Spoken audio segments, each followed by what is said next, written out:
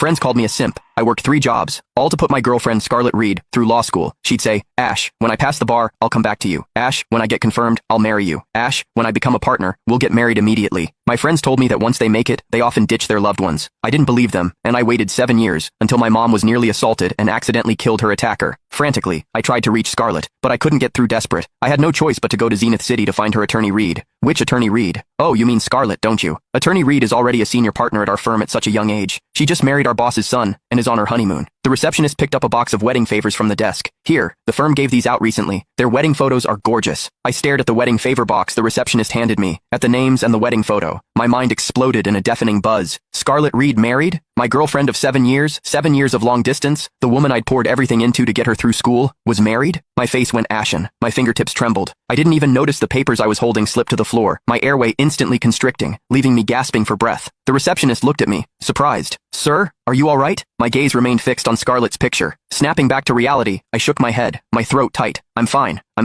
My mom got into trouble. I came all the way from out of town to Zenith City to ask attorney Reed to represent her, but I didn't expect her to be so busy, I explained, my voice catching. The receptionist looked sympathetic and offered to register me to see if other lawyers could help. Thank you. Can I keep that wedding photo? It's really beautiful. I'd like to find a similar dress when I get married. The receptionist didn't think much of it and handed me the entire box of favors and the photo. I pulled out the photo and slipped it into my jacket pocket, right over my heart. In that moment, my heart felt like it was being torn to shreds. That day, I sat on the steps outside the law firm all afternoon, repeatedly looking at the wedding photo. It was the most agonizing day of my life. Mechanically, I kept dialing her number, but the call never went through. I couldn't understand how Scarlett, who I talked to almost every day, found time to be with someone else. I couldn't understand why Scarlett, who promised to marry me, ended up marrying another man. All of it made the past 7 years, the 3 jobs, every penny sent to her for tuition, exam fees, and living expenses, into one colossal, heartbreaking joke. Bitterness, pain, and fury churned inside me. I tossed and turned all night, unable to sleep. It wasn't until dawn that my phone finally rang. I groggily answered, and Scarlett's voice came through the line. Ash, where are you? Are you still at our firm? I forgot to tell you. I went for an out-of-town training session. It was a closed program. No phones allowed. I just got mine back. I'm booking a ticket back right now. Wait for me. Scarlett's urgent tone on the phone would have sounded like genuine concern to anyone. If I hadn't personally received her wedding favors, I might have drowned in her deceptive excuses once again. Thinking back, in the years since she joined Sterling & Co., she'd frequently ended our video calls and canceled our dates with various excuses. Training, business trips, client meetings. I'd occasionally get upset, but she'd always soothe me with a few words. Now I realized I'd been a complete fool. I clutched my phone, the questions I wanted to ask ready on my tongue, but just as I was about to speak, a muffled male voice drifted from the receiver.